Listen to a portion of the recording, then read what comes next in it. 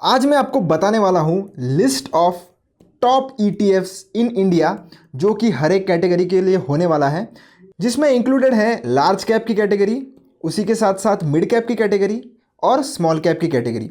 तो तीनों कैटेगरीज में मैं आपको दो दो ETFs बताने वाला हूं जो इंडिया में सबसे बड़े हैं, यानी कि जिनका एसेट्स अंडर मैनेजमेंट, जिसे हम AUM भी कहते हैं, वो सबसे ज़्यादा है इन पर्टिकुलर कैटेगरीज में। तो चलिए सबसे पहले हम देख लेते हैं लार्ज कैप कैटेगरी का। तो उसके लिए आपको क्या करना है, सिंपली इस ये ETF वाला जो बटन है उस पर क्लिक करना है। अब अगर आप दूसरा कोई भी एप्लीकेशन यूज़ करते हो तो उसमें भी आप कर सकते हो। आपको सिंपली उसके सर्च बार में जाके ये जो मैं आपको नाम बताने वाला हूँ वो सर्च कर सकते हो।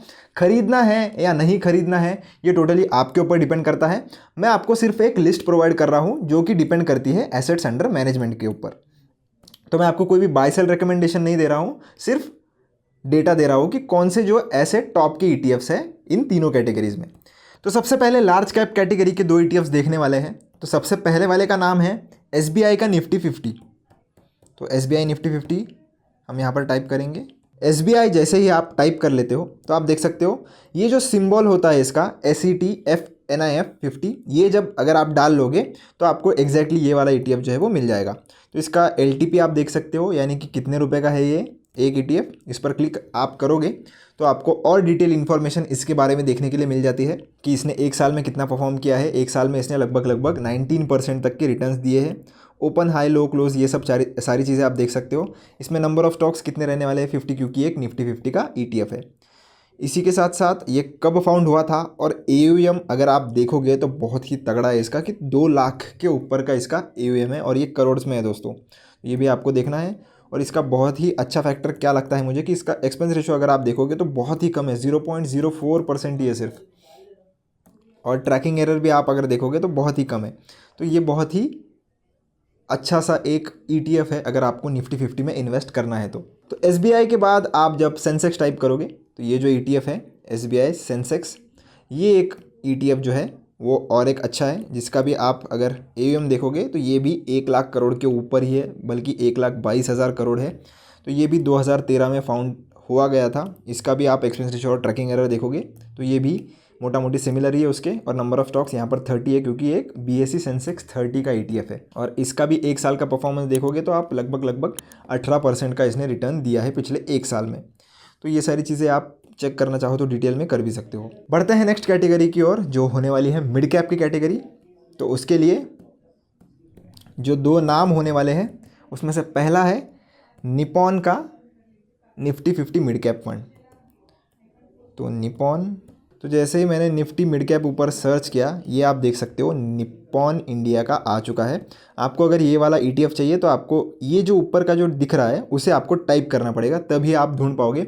ETFs को ढूंढना थोड़ा हार्ड होता है दोस्तों। तो मैं जो भी ETF का नाम यहाँ पर बता रहा हूँ, अगर आपको उसमें इन्वेस्ट करना है तो आपको ये जो ऊपर वाला जो चीज़ है वो सर्च बार में टाइप करना पड़ेगा, तो आपको ईजी से मिल जाएगा ये। तो हम इस पर अगर क्लिक करेंगे, क्लिक करने के बाद आप देख सकते हो लगभग 29.5% का इसने एक साल में रिटर्न दिया है। साथ ही साथ इसका भी हम अगर फंड साइज़ देखें तो इसका कंपैरेटिवली बहुत कम है, क्योंकि एक मिड कैप का ETF है। तो लगभग 1800 करोड़ के आसपास इसका AUM है। और की मेट्रिक्स आप अगर देखोगे तो एक्सपेंस रेशो भी ठीक ठाक ही है और ट्रैकिंग एरर तो बहुत ही कम है। और नंबर ऑफ स्टॉक्स आप देख सकते हो कि 149 है, क्योंकि एक 150 वाला जो इंडेक्स होता है मिड कैप का उसको ये ट्रैक करता है। सेकंड हम देखेंगे जो मिड कैप कैटेगरी का है तो वो है हमारे मीराई एसेट का। तो फिर से मैं निफ्टी मिड कैप जो है वो टाइप करता हूँ। तो ये जो पहला ETF आ रहा है यहाँ पर, ये वाला वो ETF है। तो आप ये वाला जो सिंबल है वो टाइप कर सकते हो, तो ये आपको ये ETF भी मिल जाएगा। इस पर क्लिक करना है। क्लिक करने के बाद नीचे आप देख पाओगे कि इसका जो AUM है वो लगभग उससे आधा है, पर यही टॉप 2 के जो है वो ETFs मुझे मिले। तो ये भी सेम है, एक्सपेंस रेशो भी आप यहाँ से देख सकते हो, ट्रैकिंग एरर भी यहाँ पर से आप चेक कर सकते हो। और इसने भी लगभग 29.40% के रिटर्न्स यहाँ पर दिए हैं। अब बढ़ते हैं दोस्तों नेक्स्ट कैटेगरी की ओर जो कि होने वाली है हमारी स्मॉल कैप की कैटेगरी। अब स्मॉल कैप में दोस्तों ये एक दिक्कत है कि उसमें सिर्फ 3 ही ETFs अवेलेबल है इन्वेस्ट करने के लिए। तो इसके लिए मैं आपको सिर्फ 2 नाम बताने वाला हूँ, जो कि मुझे तीनों में से जो 2 अच्छे लगे वो, क्योंकि ये जो है वो थोड़े बड़े ETF है। और स्मॉल कैप में अगर आप किसी भी ETF में इन्वेस्ट करना चाहोगे तो लिक्विडिटी होना भी बहुत ज़रूरी है। अब ये लिक्विडिटी क्या होता है? लिक्विडिटी यानी कि अगर आपके पास मान लो 1000 ETFs पड़े हैं स्मॉल कैप कैटेगरी के, और आप किस दिन उसमें सेल ऑर्डर लगाने जाते हो, तो उतने बायर्स सामने होने भी चाहिए, तभी जो आपका सेल ऑर्डर है ये एग्जीक्यूट होगा, वरना आपको दिक्कत भी देखने के लिए मिल सकती है। तो इससे अगर आपको बचना है तो ETFs में इन्वेस्ट करते समय एक बात ज़रूर ध्यान में रखें कि जिस भी ETF में आप इन्वेस्ट करने का सोच रहे हो वो लिक्विड ETF होना चाहिए, यानी कि उसमें लिक्विडिटी होनी चाहिए, बायर्स और सेलर्स दोनों होने चाहिए, उसमें रोज़ का वॉल्यूम होना चाहिए, तभी वो ETF जो है जब आपको आपके ETFs सेल करने रहेंगे आपको ईजिली एग्जिट उसमें मिल जाएगा। तो HDFC का स्मॉल कैप है, HDFC मैंने डाल दिया, तो ये वाला वो ETF है जिसका LTP आप देख सकते हो 178.81 के आसपास है लगभग। इस पर हम क्लिक करेंगे। एक साल में इसने 31.5% का रिटर्न दिया है। आप अगर एक चीज़ ऑब्जर्व कर रहे होंगे दोस्तों, तो लार्ज कैप में सबसे कम रिटर्न था, मिड कैप में उससे थोड़ा ज़्यादा था, और स्मॉल कैप में सबसे ज़्यादा है। अब ऐसा क्यों? क्योंकि स्मॉल कैप जो है वो जनरली उनमें ग्रोथ पोटेंशियल ज़्यादा होता है, क्योंकि वो कंपनी जो होती है वो बहुत छोटी होती है, तो उनमें ग्रोथ पोटेंशियल ज़्यादा होता है। पर साथ ही साथ आपको ये भी ध्यान में रखना है कि इनमें रिस्क भी ज़्यादा होता है, क्योंकि जैसे ये 31.5% एक साल में रिटर्न्स दे सकता है, ठीक उसी तरह ये एक साल में 30% गिर भी सकता है। इसीलिए इसमें रिटर्न्स ज़्यादा होते हैं, क्योंकि यहाँ पर रिस्क भी ज़्यादा इन्वॉल्व होता है।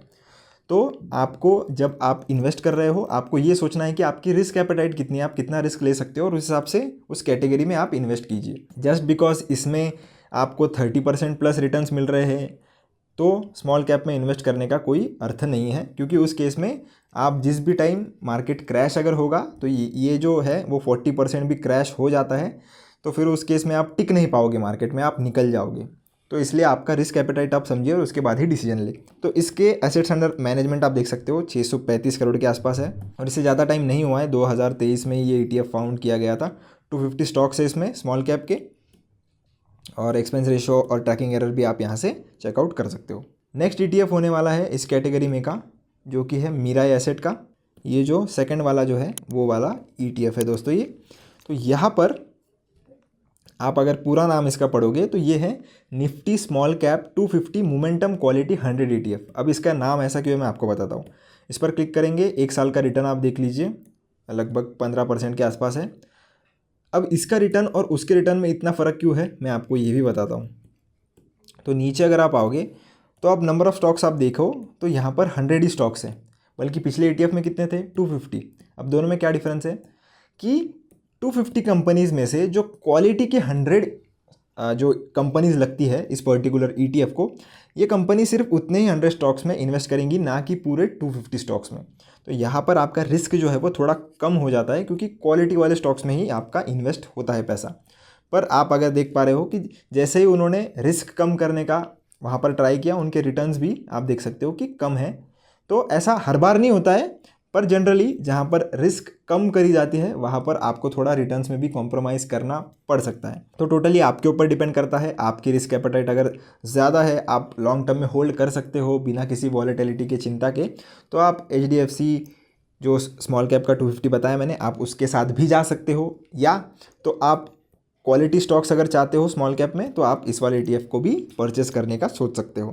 बाकी खरीदना है बेचना है टोटली आपके ऊपर डिपेंड करता है, मैं कोई भी टिप यहाँ पर नहीं प्रोवाइड कर रहा हूँ। और आशा करता हूँ आपको ये जो ETFs मैंने बताए ये पसंद आए होंगे।